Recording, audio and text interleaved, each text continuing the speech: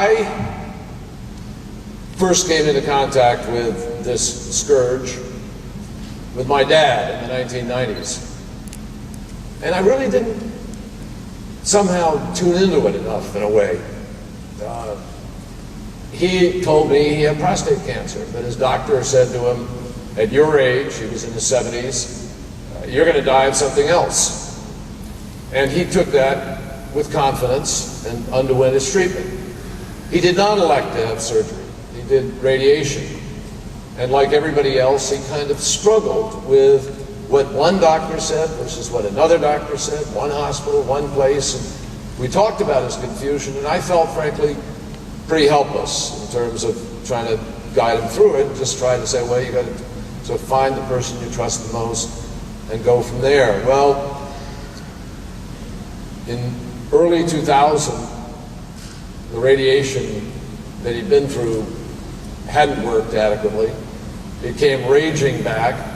His numbers, his PSA numbers, soared, and he underwent sort of more dramatic treatment. And ultimately, one day, he told me he was going to the hospital, and I came, we hooked up, went to the hospital with him, and he was beginning to lose feeling because the cancer had moved into his bones, and he was beginning to lose feeling in his legs. Had reached the point where he wasn't going to be able to walk. And he sort of made his own quality of life courageous decision. He just determined that he didn't want to live as a person who was unable to walk, in enormous pain. And we all became introduced as kids to the pain management of a parent. Now, any of you who've been through that for a loved one, spouse, child, know that is tough business, trying to be the pain managers for your own flesh and blood. And we got very little guidance on it, very little input. Of course, people were always kind of skirting the rules and trying to play with how much is enough and how much can you give at one time, and what's the line that you draw.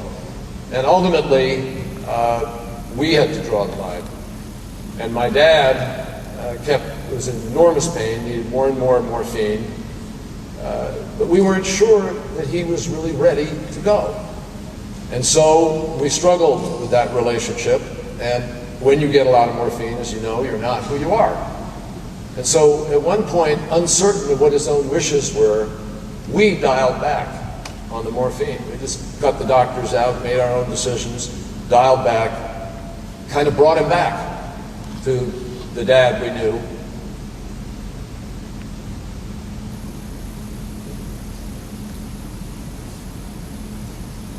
And we asked him, what do you want?